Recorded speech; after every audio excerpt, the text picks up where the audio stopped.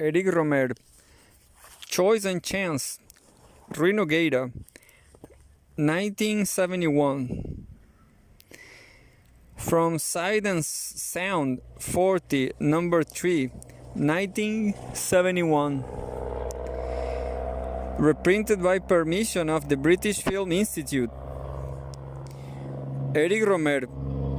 Unlike my colleagues on Carrière du Cinéma, I came rather late to films. Until I was 16, I hadn't seen a thing. It was only after the war that I really became interested. When I started going to the Cinémathèque, which in those days was called Le Cercle du Cinéma. And then it was the silent films that attracted me most. Murnau was the great revelation. In those days, he wasn't so highly thought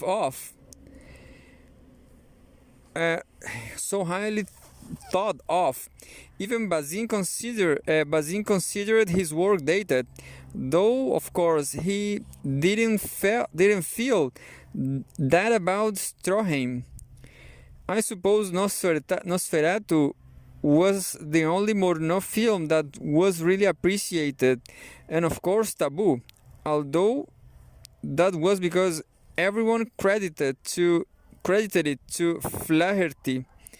So Sunrise Falls, Tartuffe, The Last Laugh really were revelations. I wrote somewhere that Murnau was the greatest of all filmmakers, the one with the richest imagination, and I still think so. Rui Nogueira, your first feature film, Le Signe du Lion, was something of a commercial failure. Do you feel that you now know the reasons?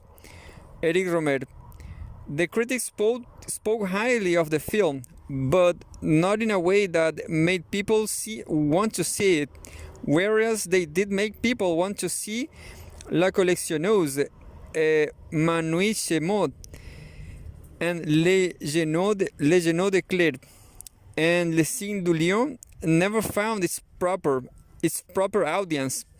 Nowadays, films like mine have a following, a select public that knows what kind of film it is being offered.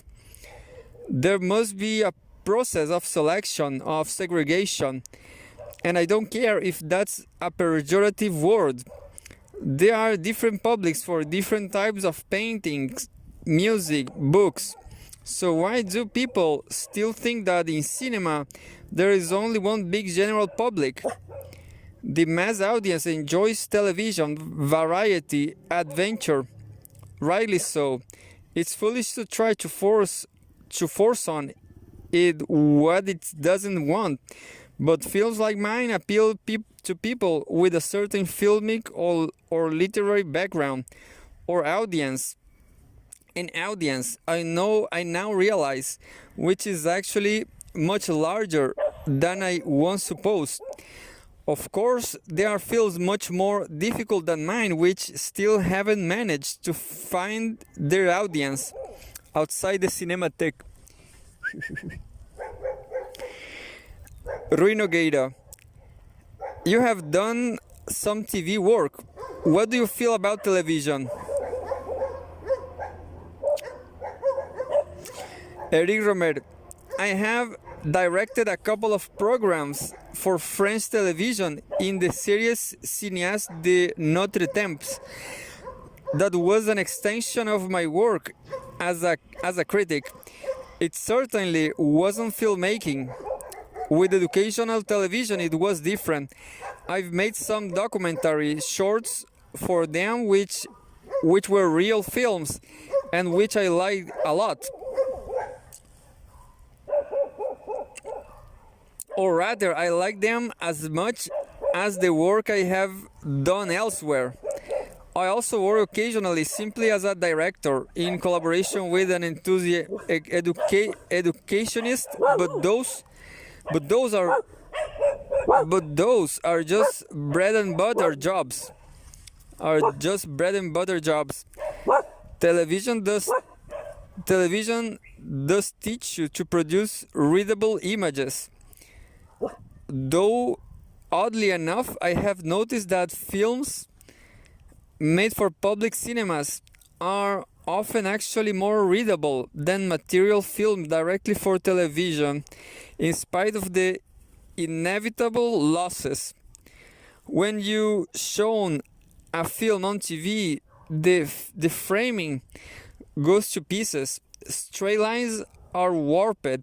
The decor no longer looks solid and three-dimensional.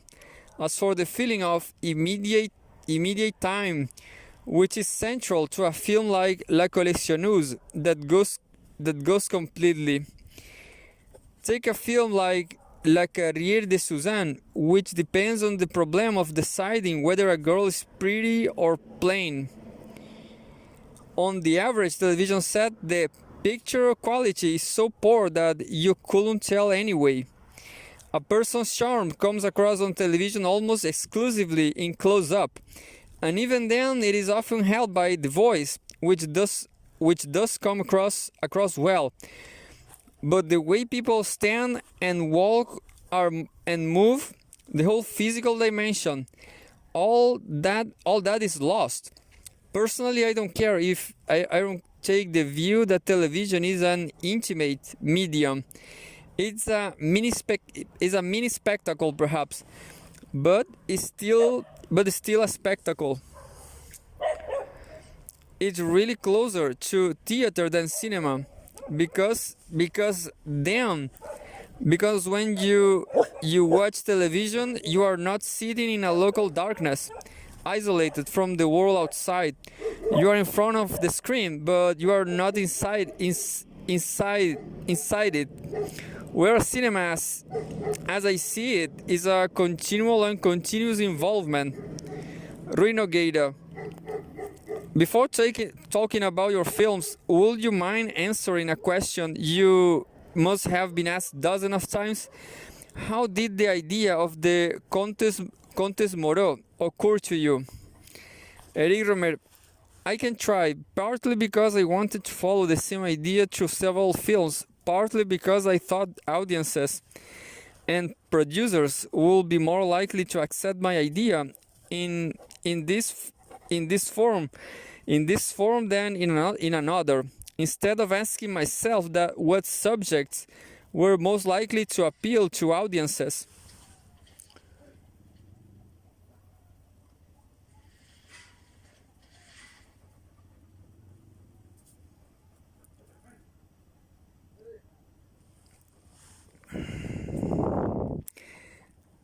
Partly because I thought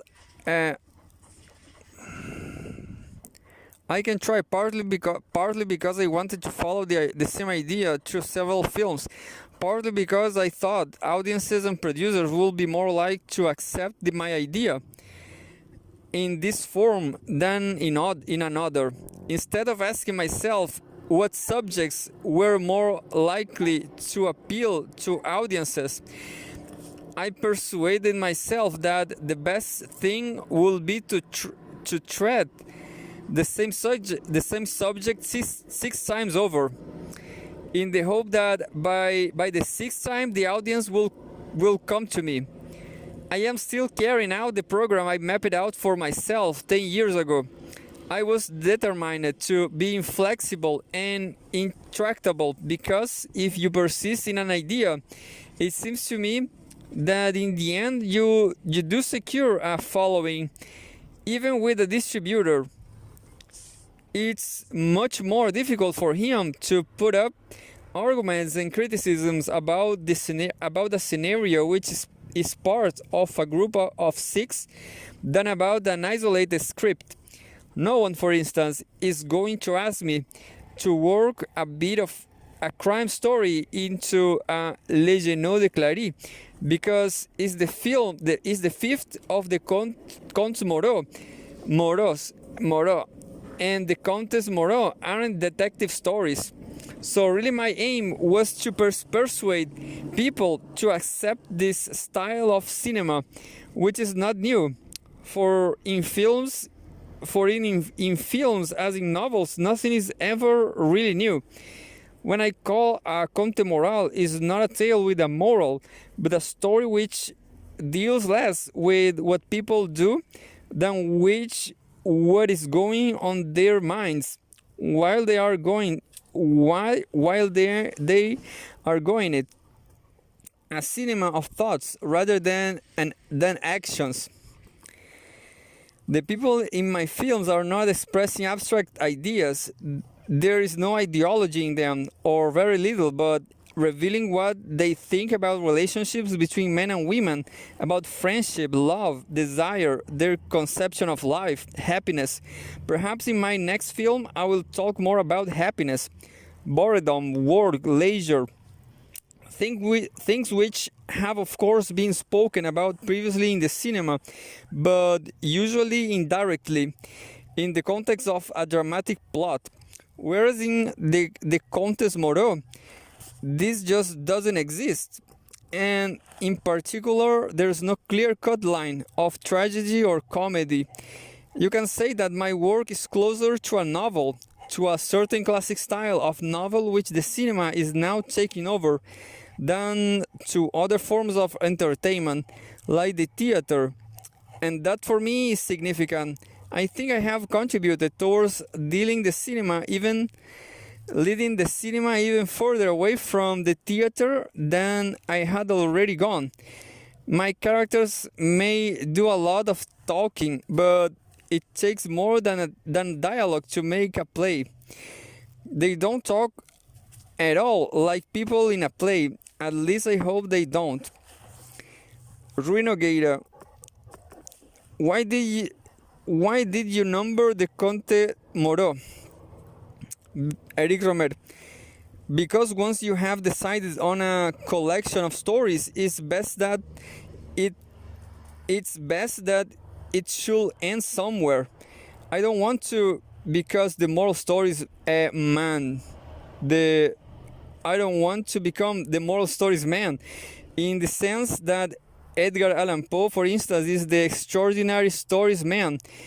I can make one day, if I want to, I shall make fantasies, thrillers, historical novels.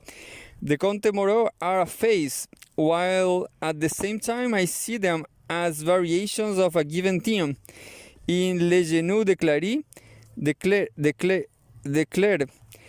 as in the earlier films, the story is about a man meeting a woman at the very moment when he is about to commit himself to someone else. In Claire, this woman is double, or even triple, if you regard Aurora as more than just a confidant.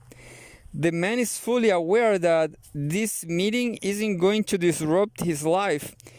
There is nothing dramatic about it, no moment of decision. What is in question is his way of thinking, his way of looking at life, rather than his course of action. In my previous film, the encounter with Maud enriches the engineer morally. In Les Genoux de Claire, the man's meeting with the two young girls will perhaps add something to his idea before he marries Lucinda, whether it serves to confirm his opinions or undermines them. Rui Nogueira, one might almost say that this encounter enables the man to draw up a sort of introspective balance sheet. Eric Rohmer, yes, for him it amounts to a kind of halt, a respite, a breathtaking space, a parenthesis in his life, a moment of taking stock. What interests me are the thoughts that fill his mind and at that particular moment, and I wanted to use the cinema to show them, even though as the art of objective and exterior images, it might seem the least appropriate. Rui Nogueira, although he is resolute about his decision, Trintignant in Manuiche Chemont can stop can stop himself proposing to Maud. Eric Rohmer, but he does it whimsically. It isn't serious, but he does it whimsically. It isn't serious, which doesn't alter the fact that everything always remains in question, even after this decision that has been made. Rui Nogueira. Could we go back to La Coleccioneuse? It was a daring daring venture because I believe you had no distribution guarantee. Where did you get the money from? Eric Rohmer, nowhere. We hadn't any money, or only a very little. There was the cash from the sale to television of my two previous Conte Moreau, and that was just enough to pay for the film stock. Rent a house in Saint-Tropez in June, when it's reasonably cheap, and hire a cook. The actors and technicians agreed to work without salaries, on a profit-sharing basis. I made it a rule that I will only have one take for each shot, and I used less than 17,000 feet of film. That kind of hard discipline has its advantages. Once the actors are used to it, they can actually be more relaxed and more conscious in their performances. It's much easier to achieve perfection in a single bound than step by step. It's like the high jump. There's no point in trying more than once. With some directors, actor must not be allowed any independence, and that kind of director has to do a number of takes to get the effect which corresponds to his own intentions. But if you think, as I do, that the actor's spontaneity should be expressed in each take, then it's in your best interest to shoot as little as possible. Rui Nogueira. But didn't you rehearse before every take in La Coleccioneuse? Eric Rohmer. Of course I did. I couldn't have done without rehearsals, particularly as the film was very carefully planned and in no way improvised. I wrote the dialogue myself with the actors, sometimes only the evening or the morning before we shot the scene. But the fact remains that the dialogue was written. Rui Nogueira.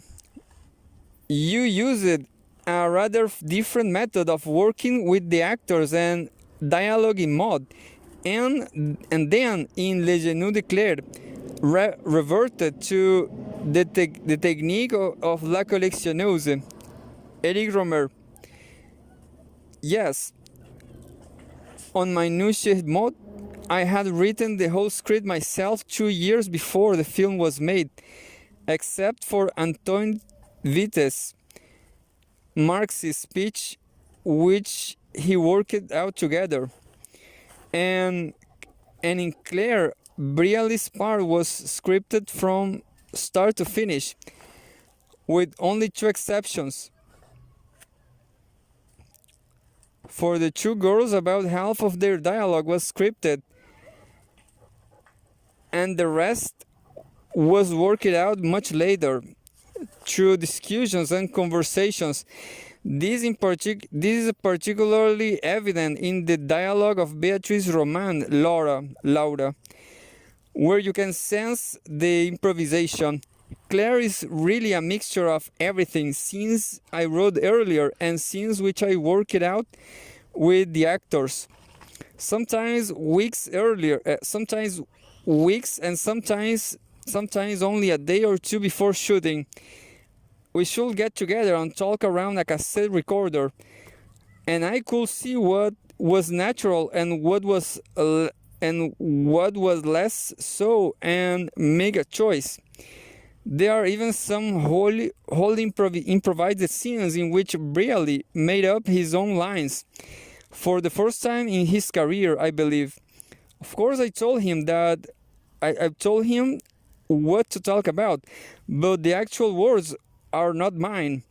For instance, the scene of the quarrel with the lifeguard at the campsite.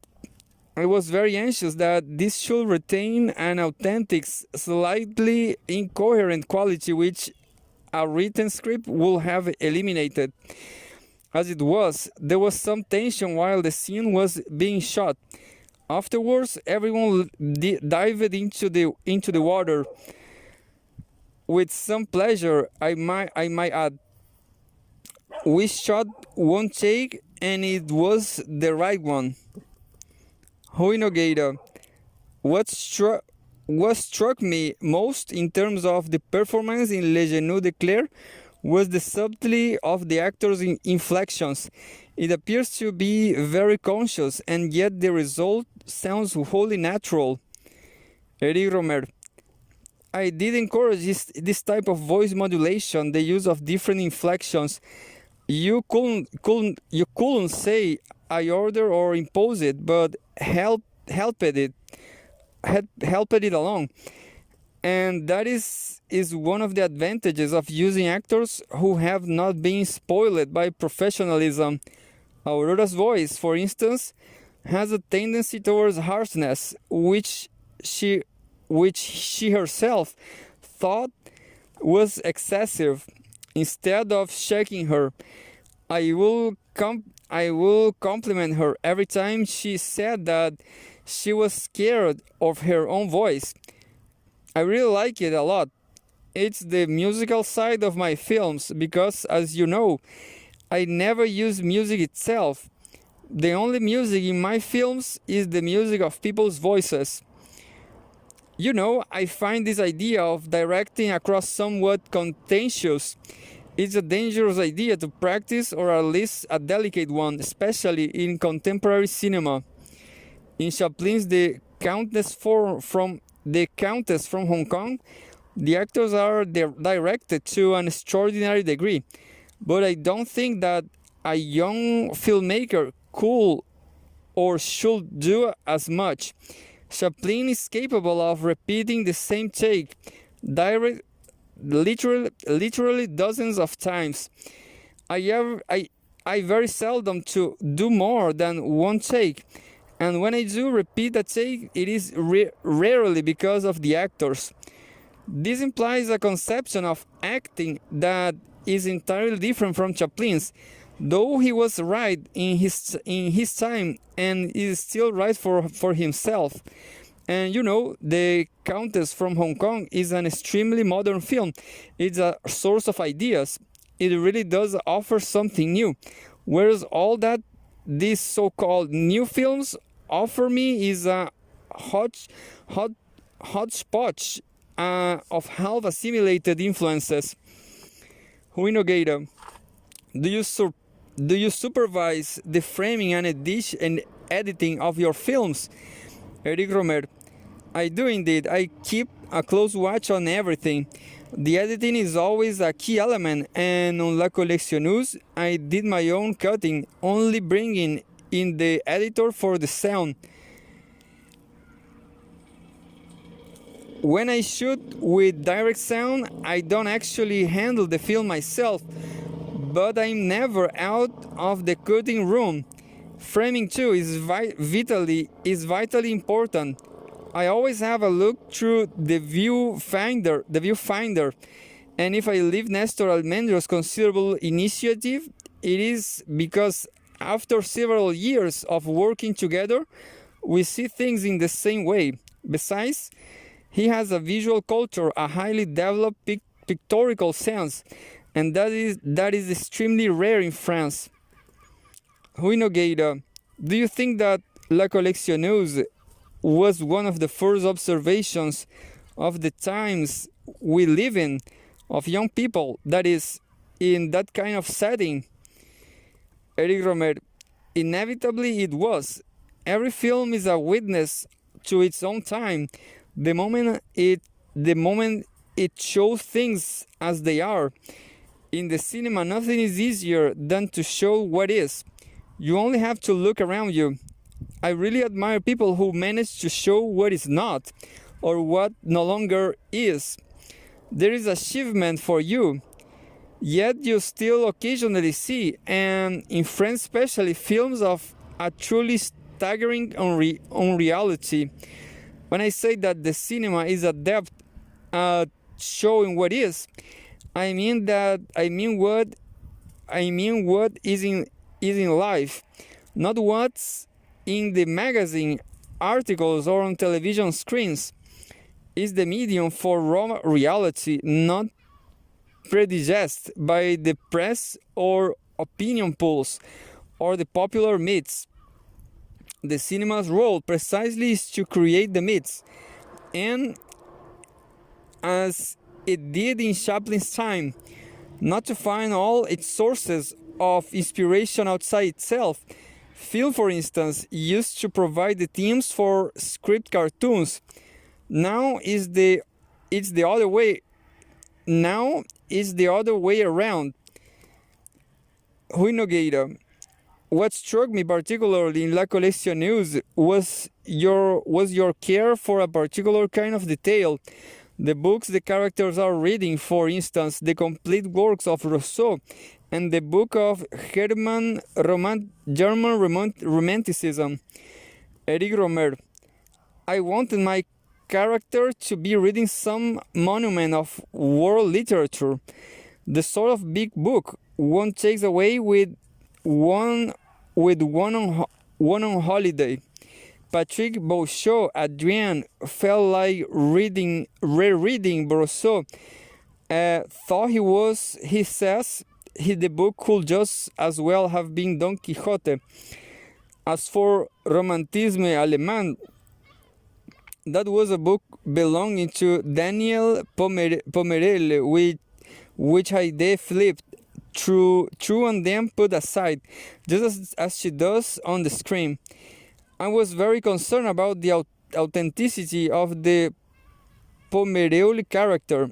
I didn't want the painter to be played by anyone except a painter, and I choose that painting with the razor blades from among his works because he was fond of it. He was fond of it and talked about it. It's possible to see the theme as having symbolic meaning in the film, but although I wouldn't disagree, it's a meaning which derives from the character himself and not from me. Rui Nogueira. You also had the Marxist in Manouches Mott, played by an actual Marxist, Antoine Vites, and the novelist in Le Genou de Claire, played by a novelist, Aurora Cornu. Eric Rohmer. Yes, a thinker or writer or an artist cannot be interpreted by anyone else. The same is true of a workman, as far as his work is concerned. Rui Nogueira. Can one identify the characters in La Collectionneuse with the actors? Eric Rohmer. No, they have nothing in common except their style, the way they talk or the way they look.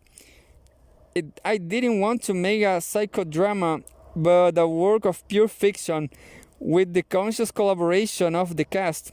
I never tried to film them unawares, but asked them to give the best part of themselves. Rui Nogueira. Still, on La Collectionneuse, one noticed that in the voice-off passages, Adrien is using a very formal 18th century manner, whereas the dialogue is always very modern in style. Did you intend to suggest the dichotomy between thought and speech, or was there another reason? Eric Rohmer. I don't find Adrien's commentary at all 18th century, though of course the style is literary. Let's say that these are extracts from a journal, written in the style such a man would probably use. However, so long he may be in conversation, anyhow, is a dandified slang. But the dichotomy is certainly intentional, rightly or wrongly. I wanted that difference in tone. Rui Nogueira. But there's not much difference with Trinchigand, the narrator of Manouche Smo. His diary notes correspond exactly with the way he speaks. Eric Rohmer. But here it's no longer a question of private diary, merely a couple of observations which he is making to himself, and which I wanted expressed as briefly and neutrally as possible. Rui Nogueira. How did you choose the actors for Le Genou Declared? Eric Rohmer. I have known Jean-Claude Brialy for a long time, and I chose him for this part because I've always felt that he was a very good actor who had got trapped in a series of parts well below his potential. He was a sharp and supple mind, and he is always playing hard-brained, rather childish young man. His beard was also a help, because it aged him just that little bit more and gave him the maturity I wanted. As for the others, Aurora the novelist has been a friend of mine for several years. I met her in Paris, and as soon as I saw her, I had the idea of giving her a part. This part, Beatrice, was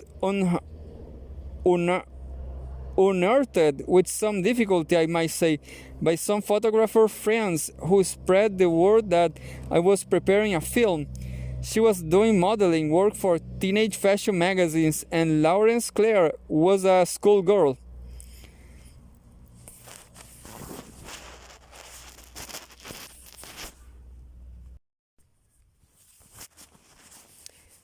Rui Nogueira.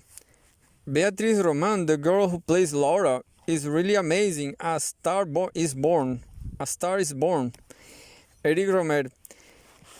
That's what everyone tells me, and that's what I thought when I chose her. There is something about her.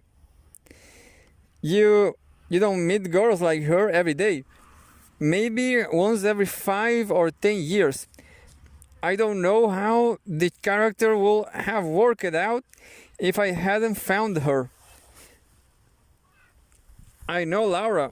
Laura would have been less interesting. I developed the character for her, and I'm sure she can play very different types of role from the one I gave her. Here. She is more conventionally beautiful in real life than she looks in the film, because I had to make her seem a little younger. I see her perhaps as a Dostoevsky or a Chekhov heroine, very touching, but she can play anything, and whatever she does, she will bring an extraordinary power to it. Rui Nogueira. And for Manouche Mo, Eric Rohmer. There the actors were all professionals, and they identify miraculously with their characters.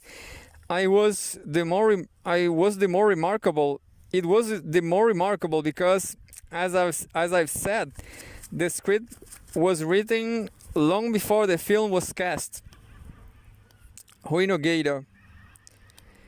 People tend to discuss the women in your films rather than the men. Perhaps it's because the women always seems to be pulling the strings. The men in your films are often dupes. Eric Rohmer. The central character in my films tends first and foremost to be complacent about himself. You could say that he's constantly being taken in by his own philosophy, his self-justification. My own view of him is rather critical. His complacency is always attacked by other characters. My female characters are not necessarily more sympathetic, but they are more clear-minded. You should never think of me as the apologist for my male character, even or especially when he is being his own apologist. On the contrary, the men in my films are not meant to be particularly sympathetic characters. Rui Nogueira. Does Claire represent for Jerome a possibility that he has lost? Eric Rohmer. If you like, she stands for an attraction that is purely erotic, in the most refined sense of the word. Jerome has a Proustian side to him, not a libertine, but an amateur. He's fascinated by a single part of her body. He dreams of a woman who has a special kind of lightness and slightness and fragility. But this is exactly the kind of woman who is not for him. You have the impression, as far as you can tell from Lucinda's photograph, that he'll get on much better with a woman of more force and personality. Yet, his desire drives him towards a girl who, physically as well as morally, is somehow at once more fragile and more unassuming. It's a common enough thing in men, the contradiction, even within desire itself, between and what is purely desired and only desired, and what is possessed. That's what I was interested in showing. Proust, of course, described it admirably. It's a 20th century rather than an 18th century preoccupation. And even with our present rampant eroticism, one wonders whether the ordinary man really will be satisfied if he could possess the women he sees in the magazines. I think there is a type of woman who is made to be looked at, and another type who is made to be touched. All the senses cannot be satisfied by the same object, and the contradiction is clearer today than ever before, since visual eroticism has become so general. At any rate, that's the case with Jerome. From the woman who, to his sense of sight, appears the most desirable, he wants nothing, or only sometimes extremely symbolic. Ultimately, touching her knee is simply a way of being able to say, "I touch it," like children when they are playing tag. Possession for him adds nothing to desire. On the contrary, his desire feeds on the absence of possession. That's what satisfies him. It's not an unusual state, and there's nothing morbid about it. On top of that, I think Jerome simply wants to dazzle the novelist, to do something that will make people talk about him.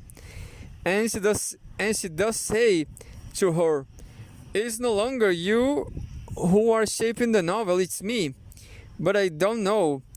I can't really answer questions like this, because insofar as the central character asks himself the same sort of questions, the audience can do likewise.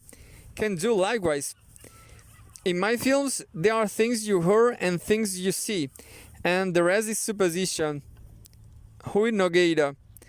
When Jerome justifies his gesture by talking about the good deed he has done, and that just a case of libertine's moral camouflage. Eric Rohmer. Absolutely not. Jerome is in no sense a libertine, even if what he did was rather unpleasant. It was extremely hateful of him to make the girl cry for no good reason. But this motive was that he deeply and sincerely despised the other boy. The characters in my Comtes Moreau are never cynics. They always find justification for the actions, as people in real life do. Of course, they can be wrong. They may often give false reasons, but at least they always have reasons. And they have them sincerely. And at the end of the film, when the novelist sees the reconciliation between the boy and the girl after Jerome has left, she laughs quietly to herself because she realized that he was mistaken. He's more naive than blasé.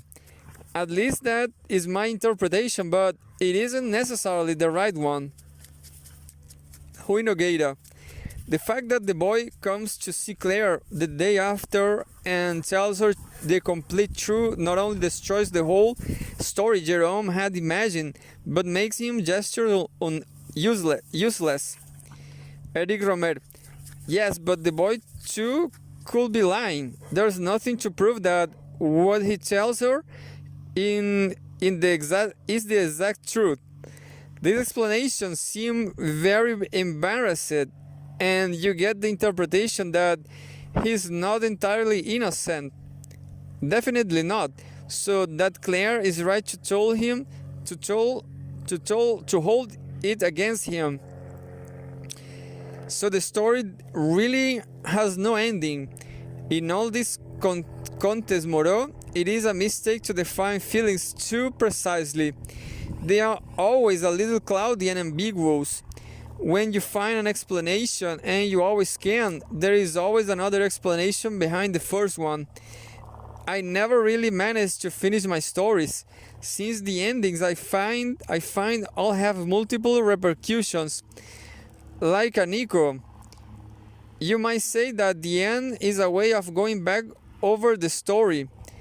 As in Manui Shemot, a ball bounces on the ground and turns the story around so that we see it in a different light. La Collectionneuse was a little like that as well. At the end, Heide leaves Adrian on the road, and that forces us to reconsider everything right from the beginning. It's a device which I've used in all my Comte Moreau, but it is also an essential part of the theme, or the chemical ingredients which go to make up the theme. This way of ending on an echo. Rui Nogueira. Claire is present in the form of a diary. Why? Eric Rohmer. One can suppose that it corresponds to the notes taken by the novelist. The dates written on the pink paper are in her handwriting. Rui Nogueira. The kiss on the hilltop. Why did you set this particular scene in the midst of the mountains? Eric Rohmer. On this film, I didn't look for locations to fit a story I had written. I found the places first, and it was only afterwards that I wrote the film. The settings gave me an idea of which I only became fully conscious at the ending stage. I noticed that my whole mise-en-scene was structured along the dominant line, a diagonal running from the surface of the lake to the mountain tops. It's along this diagonal that Laura is looking when she gazes up at Jerome, and along which his arm travels as it approaches Claire's knee. In the scene you mentioned is very sharply defined. All the movements converge on the circle of the mountains. I've also noticed that I tend to set my love scenes in what could be described as natural amphitheaters. The cove in La Collectionneuse, the snowy hills lowering over the town in Manui Chemot. Perhaps there is a symbol there. I avoid symbols on principle, but this one imposed itself on me anyway.